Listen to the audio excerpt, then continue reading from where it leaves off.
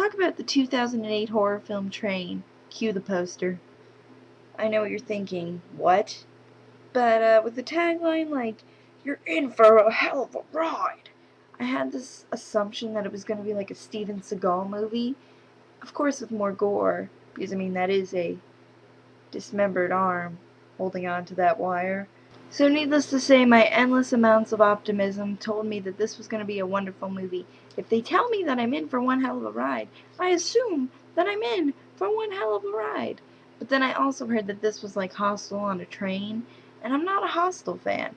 I don't hate Hostel, but I'm not a fan.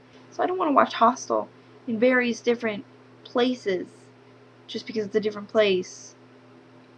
Couple things to establish if this movie is the kind of movie for you.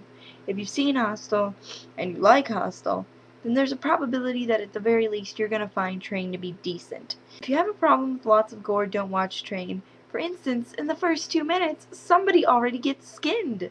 Yay! That doesn't even begin to describe the sheer amount of gore that you are about to witness. Somebody gets a nail through their foot, somebody gets a meat hook in their face, somebody gets their chest cut open with a saw, somebody gets mercy killed with an axe, somebody gets peed on. That was upsetting. I think the nail in the foot was the worst though, for the simple sake that that can actually happen to me. Very unlikely that I will get skinned on a train on the way to Ukraine. It's really nice. I really like that. I should say that more. People you may know in this movie, I don't recognize a single one of these mother-uckers, except Thora Birch plays the main character. She played Jane in American Beauty. Come on, please tell me you've seen that movie. And she played in a couple different Lifetime movies. Yeah, that's about it. Here's a basic gist of the plot. Focuses on a group of wily Americans traveling across Europe for a wrestling tournament. They miss their train through a series of events that involves breasts. That'll get you to watch it. I'm kidding, I don't think you're like that. I think you're a respectable and mature person. Basically what happens is their coach gets some train tickets because he likes this lady and she's like, "I can get you to Ukraine." That doesn't even sound vaguely like what she sounds like. So they go to this train and then bitches keep getting killed. It's Hostel on a train. There you go. I almost forgot. Through a series of events, these 4 American students also have a chaperone who comes along through this movie with them, who's a 40-year-old something man with his nipples pierced. I'm not judging you, but why do I need to know that? The other thing about this movie that I noticed is all these friends are complete and total rubbish. They all suck. Because they all constantly leave one another. And I know that when you watch these kind of movies, a lot of people, myself included, are like, fuck you, I'd leave my friends if they were in this situation. Deuces. But on a slightly more practical side, really, do you really know what you're gonna do on a train like this?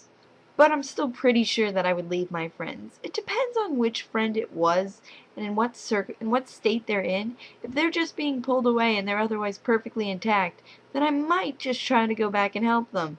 If they're like skinned and missing a limb, alright, fuck you, I'm out, sorry. But for some reason, despite the fact that we may agree with this and we may not have gone back ourselves, we think, what a bitch, when nobody goes back in the movie. But then if they do go back, then we yell at them that they're stupid. So inadvertently, characters in movies can never win. However, I digress from that little rant.